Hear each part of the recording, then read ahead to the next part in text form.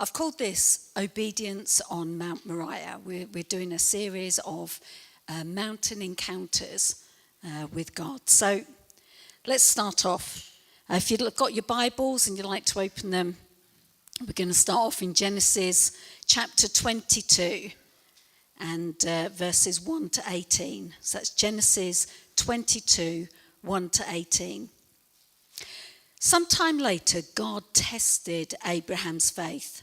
Abraham, God called. Yes, he replied, here I am. Take your son, your only son, yes, Isaac, whom you love so much, and go to the land of Moriah. Go and sacrifice him as a burnt offering on one of the mountains which I will show you. The next morning, Abraham got up early. He saddled his donkey and took 2 of his servants with him, along with his son Isaac. He then chopped wood for a fire for a burning and set out for the place God had told him about. On the 3rd day of their journey, Abraham looked up and saw the place in the distance. Stay here with the donkey, Abraham told the servants. The boy and I will travel a little further. We will worship there, and then we will come right back. So Abraham placed the wood for the burnt offering on Isaac's shoulders, while he himself carried the fire and the knife. As the 2 of them walked on together, Isaac turned to Abraham and said, Father. Yes, my son, Abraham replied. We have the fire and the wood, the boy said, but where is the sheep for the burnt offering? God will provide a sheep for the burnt offering, my son, Abraham answered, and they both walked on together. When they arrived at that place where God had told him to go, Abraham built an altar and arranged the wood on it. Then he tied his son Isaac and laid him on the altar on top of the wood, and Abraham picked up the knife to kill his son as a sacrifice. At that moment, the angel of the Lord called to him from heaven, Abraham, Abraham.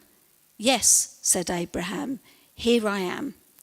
Don't lay a hand on the boy, the angel said. Do not hurt him in any way, for now I know that you truly fear God. You have not withheld from me even your own son, your only son. Then Abraham looked up and saw a ram caught by its thorns in a thicket. So he took the ram and sacrificed it as a burnt offering in place of his son. Abraham named this place Yahweh-Yireh, which means the Lord will provide. To this day, people still use that name as a proverb. On the mountain of the Lord, it will be provided. Then the angel of the Lord called again to Abraham from heaven. This is what the Lord says, because you have obeyed me and have not withheld even your son, your only son, I will swear by my own name that I will certainly bless you. I will multiply your descendants beyond number, like the stars in the sky and the sand on the seashore. Your descendants will conquer the cities of their enemies, and through your descendants, all the nations of the earth will be blessed, all because you have obeyed me. Then they can return to the servants and travel back to Beersheba, where Abraham continued to live. So this is one of the best known accounts in the Bible, I think, and you've probably learnt it as a child in Sunday school, and you've probably heard many sermons on it. So before you switch off, I want to invite you to come on a journey with me. You see, I don't think anyone just arrives at a mountain. I've never climbed a mountain. I've climbed a high hill, and that was enough for me. So I had a look into what does it take to climb a mountain. I Googled what preparation was needed, and this is what it said. What preparation is needed to climb Mount Everest? It said, preparing to climb Mount Everest is a multi-year endeavour that requires rigorous high-altitude mountaineering experience, peak physical fitness, and professional expedition guidance. You must first build a resume of smaller peaks. You cannot simply sign up for an Everest expedition. A track record of climbing at high altitudes is mandatory. You need extensive experience with crevice rescue, using crampons and ice axes, and managing your own gear in freezing conditions. And then it goes on to advise about physical training and technical and mental preparation and having the right gear and equipment. And I believe the same can be said for Abraham. You know, Abraham's mountain encounter didn't start on the mountain. He had years of preparation that brought him to this place. So this is the journey we're going to go through. We're going to look at what happened to Abraham. So you can follow if you want to, but I'm going to go really, really quick. Otherwise, we're going to be here till tea time. Okay. So Genesis 12 is where it all begins. And Abraham was 75 years old, and God called him to leave his native country and his relatives to go to the land that he would show him. And God starts to reveal the plans that he has for Abraham, but only in part.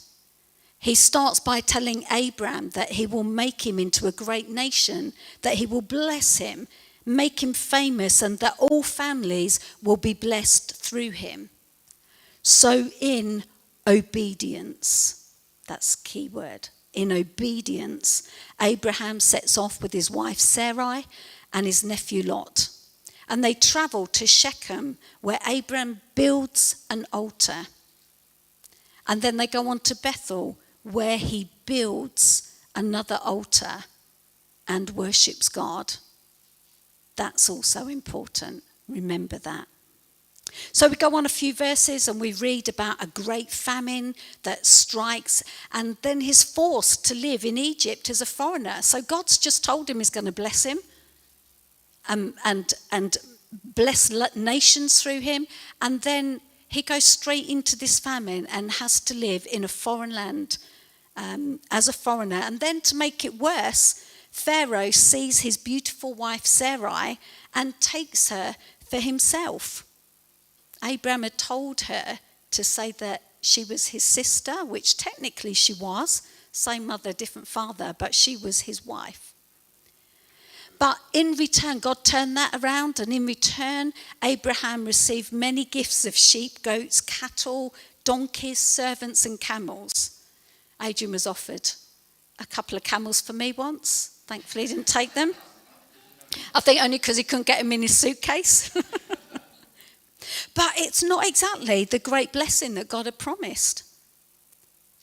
And then God sent terrible plagues on Egypt, and Abraham, Sarai, Lot, and all their possessions, including the newly acquired wealth and livestock, were kicked out of Egypt. So what was Abraham's response to that? They returned to Bethel, and Abraham builds another altar and worships God. So now Abraham and Lot had loads of livestock, and the land couldn't support them both. So Abraham gave Lot first choice on the land that he wanted, and he chose the Jordan Valley, and he went off on his way. And this is where God reveals the next part of his plan. On top of the already promised blessing, that I believe Abraham had started to see that in the provision from his experience in the plague in Egypt. God promises him land as far as the eye can see in every direction. And Abraham chooses to move to Hebron, and guess what he does? He builds an altar. You're starting to see a pattern here. Then we go on to chapter 14. And here we've got this bunch of kings that go to war against each other. And Lot, Abraham's nephew that had gone off, was stuck right in the middle of it. And he was captured along with everything he owned.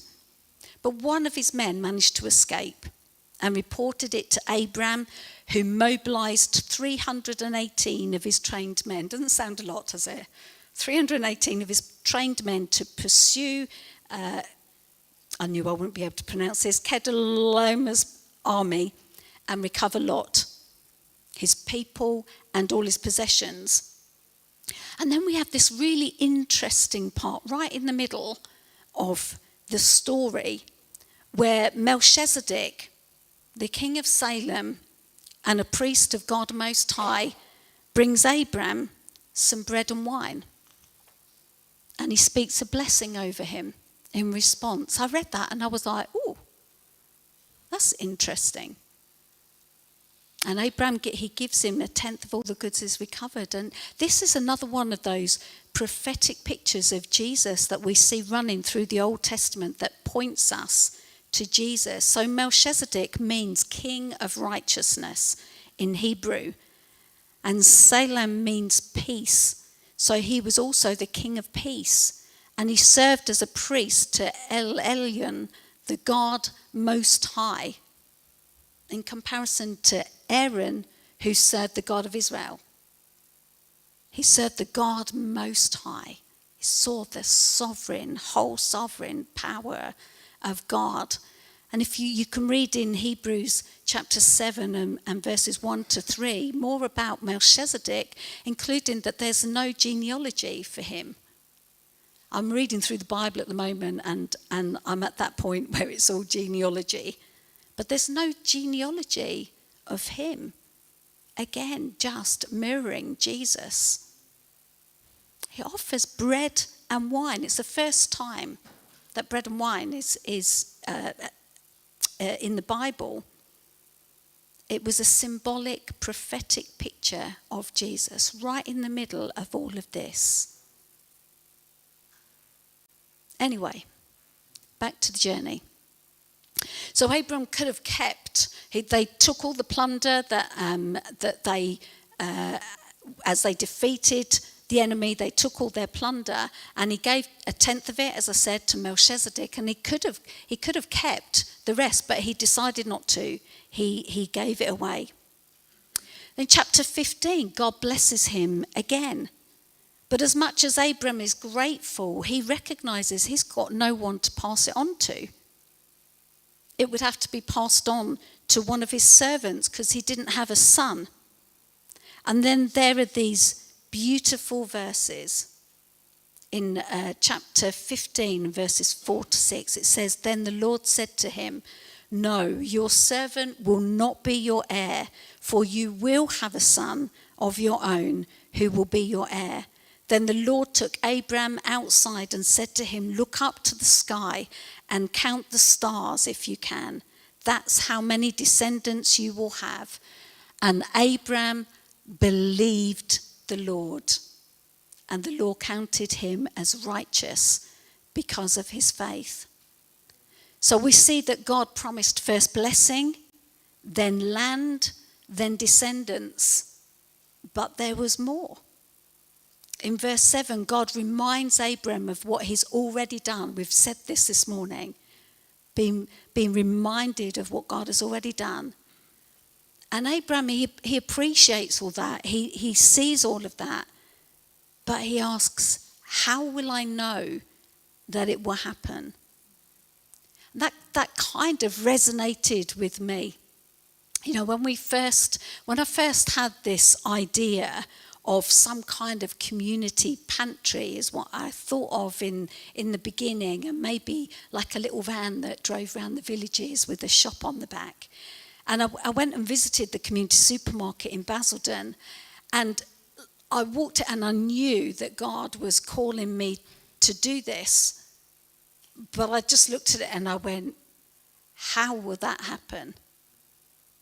It was massive. And I just stood there thinking, so completely overwhelmed, thinking, I can't do this. And I phoned Adrian and I said, this is amazing. And I really believe that God is calling me to do this. And he went, so what's stopping you? And I went, I can't do it. It's too big for me. I can't do it. I don't have the skills. It was just way outside of my ability. But it was absolutely not outside of God's capabilities. It's just my faith wasn't matured in that area enough yet, and I didn't have a Pete. So, okay, you still with me?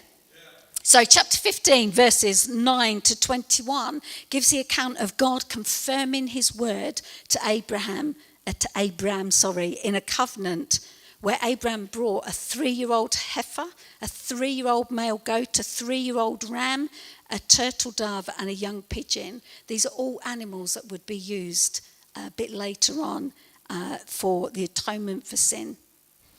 And he cut them in half, except the birds, and he laid them side by side. And that would be the custom at that time. And in a covenant, the people would walk through the animals to make a promise. This would be their covenant. And they would take a self-curse that if it was broken, they would be cursing themselves. So that was the significance. But Abraham goes into this sleep, and he sees this smoking fire pot and a flaming torch pass between them, both symbols of God's presence. God took the whole weight of that oath on himself. You can't get any more sure of a covenant promise than that. So I guess now's a good time to bring Sarai into the story. I'm guessing that Abraham would have told her what God had been saying to him along the way as they're sitting there having their dinner, doing the washing up. But I wonder how it would have made her feel. Here's God saying, I'm going to bless you. I'm going to make you a father of nations. You're going to have so many descendants. And here she was, a woman that was barren. A woman that couldn't have children. I've been there. I know how that feels. I'm guessing she would have felt incredibly sad. Desperate. Deflated. Humiliated. Maybe she felt a failure. Because she couldn't give him this son, and I guess she was probably thinking, well, I'm not going to be part of this because I can't do those things. So she comes up with this plan, because it was customary if after 10 years that you hadn't been able to produce a child, you could give one of your servants to sleep with your husband as kind of like a surrogate mother. And this is what she did.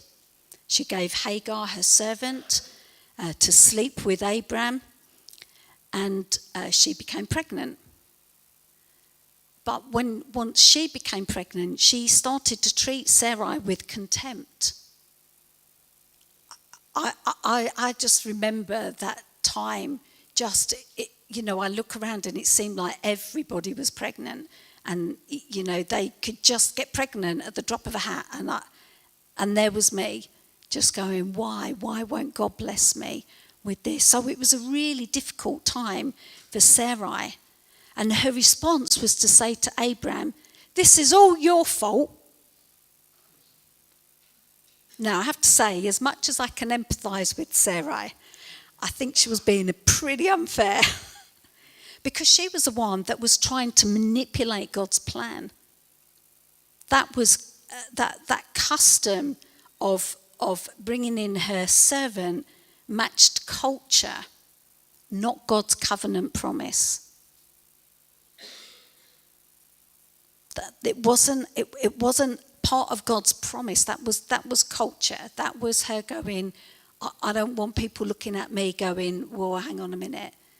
That was caring more about what people thought than what God thought. So then chapter 17, God increases his covenant again. And this time, he increases it to nations. And Abraham's response is to fall face down on the floor. A position of worship and surrender. And God changes his name, thank goodness, because I keep getting it wrong. Changes his name from Abram to Abraham, which means father of many. Then in chapter 17 and verse 9, God says that Abraham's responsibility, his only responsibility, is to obey.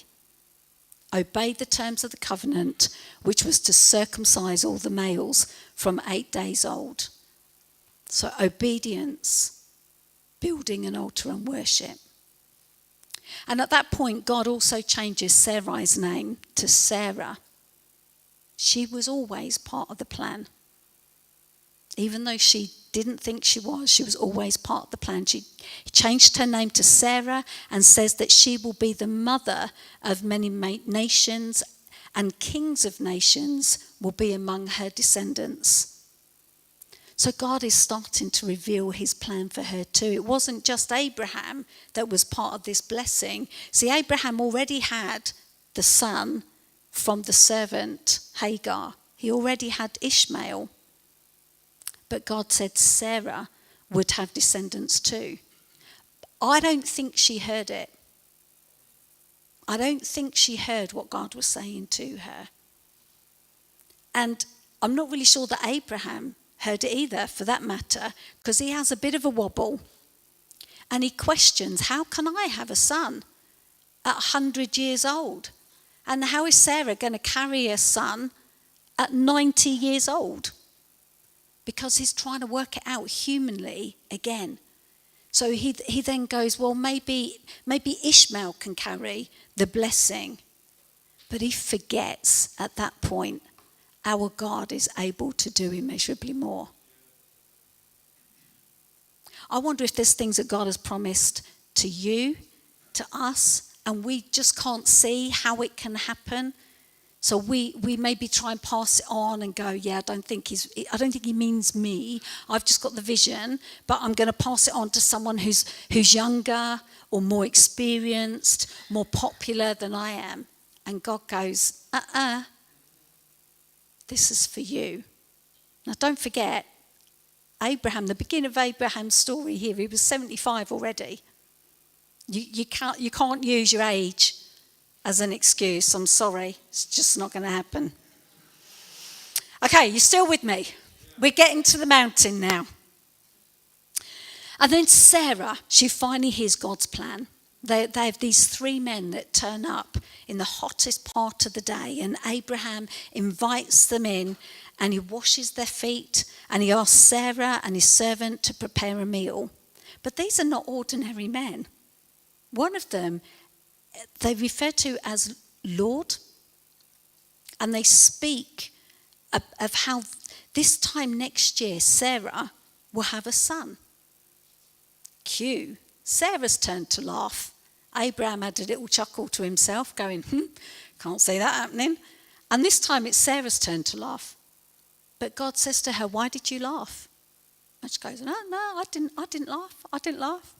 Reminds me of my kids when I go, why did you do it? No, I didn't do that. But God says, why did you laugh? Is anything impossible for the Lord? And then that promise is fulfilled. And Sarah gives birth to Isaac. Isaac means he laughs. And Sarah declares, God has brought me laughter. She came from that desperation, the sadness, the humiliation and feeling of failure, to laughter as she trusted and obeyed God. But poor Abraham is not past all his challenges yet, because Sarah demands that his son Ishmael and Hagar are sent away, because as Isaac starts to grow up, they're making fun of him and they're not being kind to him. And so she tells him he needs to go. Now, you can imagine for Abraham, this is his son. And so that really upsets Abraham. And I can imagine him just going, I feel like I'm stuck between a rock and a hard place. But God tells him, do what Sarah says.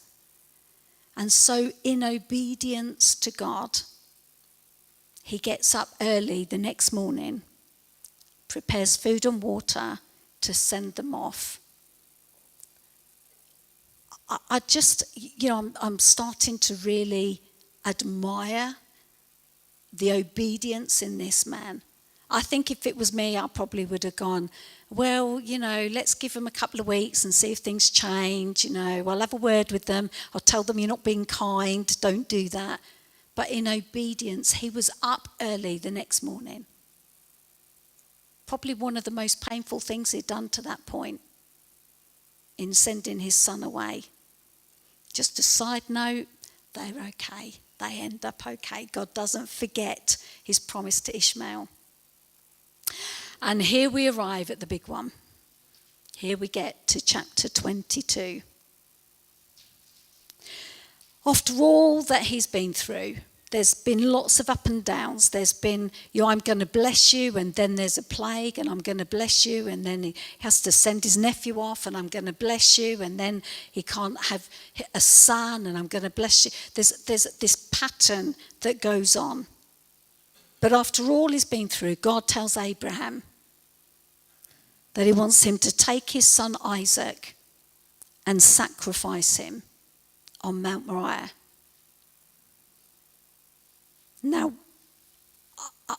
I've got a few issues with this. That I just think, really? Really? You've brought him through all of that, and then you just, this son that you've waited for, this son that I promised, this son that brought such anguish and pain to you and your wife, I just want you to take him and sacrifice him. Now, I'm not sure about you. I might have been questioning a little bit at this point, especially as Abraham could be around. There's some kind of arguments about this, but he was somewhere between 105 and 136 at this point. Either way, I'm not sure he should be climbing a mountain. But that's what he tells him to do. So what does he do? The same as he did when he sent his other son away. He was up early the next morning. He was ready. I think because he remembered what God had done. He remembered that God had brought him through so many times already.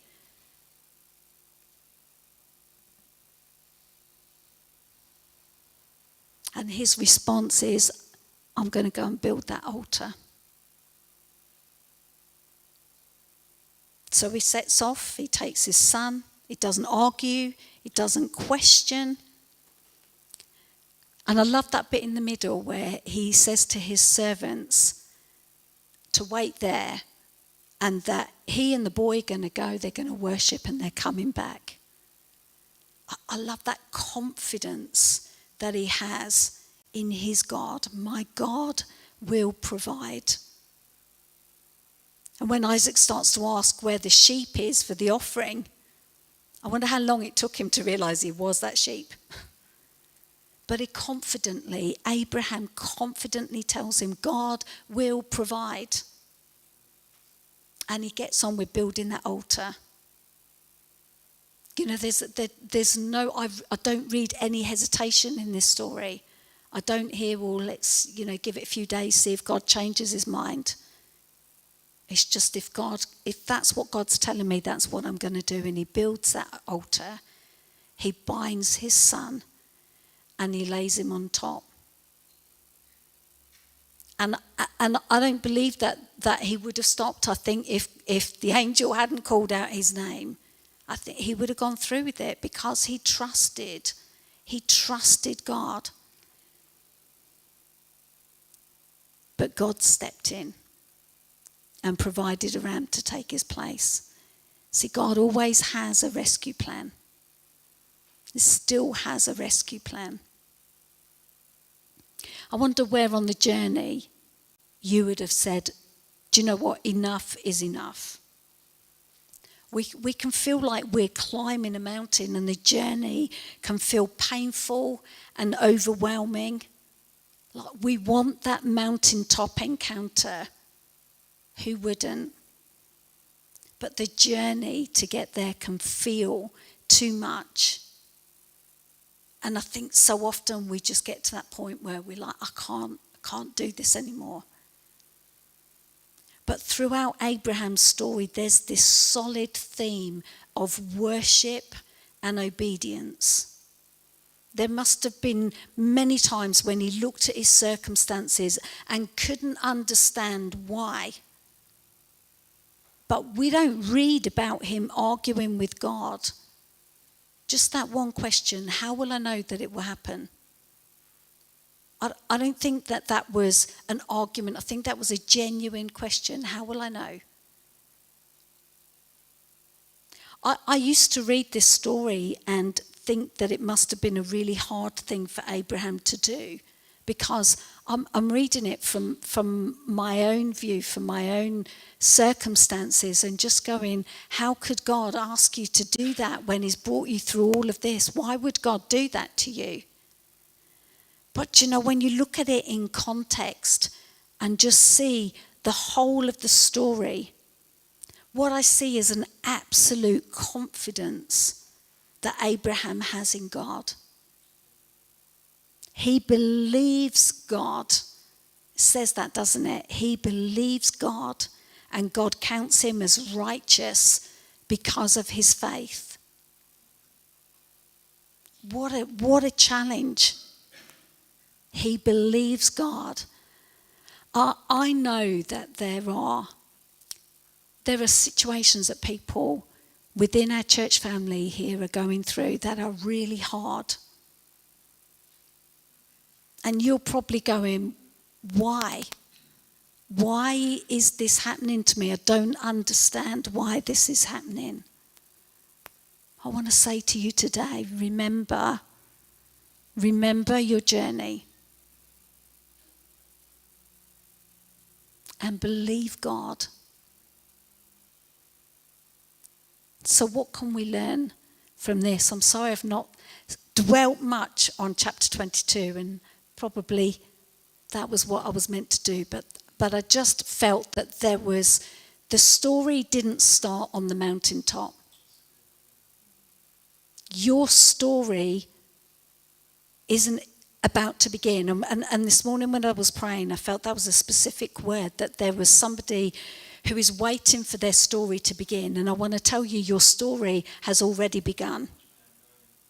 And the things that you've been through, they're part of your journey. They're part of your preparation and training for when you get to that mountaintop and God reveals everything that he's got for you. And he's probably... Not probably, he has already started revealing that to you. And like Sarah, maybe you can't hear it because you're looking at it from a human point of view. But our God does immeasurably more. So, number one, God's way is not our way. Okay? I wouldn't have got Abraham to the mountaintop like that. If I'm honest, I probably would have gone, cool, you're a bit old, mate. Can't see you climbing up. Let me organise for some kind of lift to get you to the top, or a helicopter to just plonk you on top. That's what would have been my way. That wasn't God's way. And God's way is always better than our way. Number two, when God makes a promise, he keeps it. We've just been singing, Waymaker, Miracle Worker, Promise Keeper. If God has made you a promise, might have been years ago, and you might look at it and go, I think I've missed the boat. If God promises you, God keeps that promise. Number three, God always has a rescue plan. Always. You might go, I feel like I've gone too far. I feel like my circumstances are so great, I can't see a way out of this. God always has a rescue plan. Number four, what we think is disaster is sometimes our mountain climbing preparation. What we think is everything's going wrong, my whole world is collapsing. That's actually part of God preparing you, getting you ready, training you up, getting those muscles ready to take that walk. Number five, it's easier to say, yes, Lord, when we truly know God. God is calling you to obey him no matter what, to trust that he knows what he's doing, and just say, no matter what, Lord, no matter what you call me to, I'm going to obey you. And I think it's okay to say, how will it happen? I think it's good to ask for strategy, ask God how he wants you to get to that. But when we truly know God and we trust him and we believe him, as Abraham did, it's easy to say, yes, Lord. Don't know how, but yes, Lord. And lastly, going to finish on this. When you don't know what else to do, build an altar and worship him.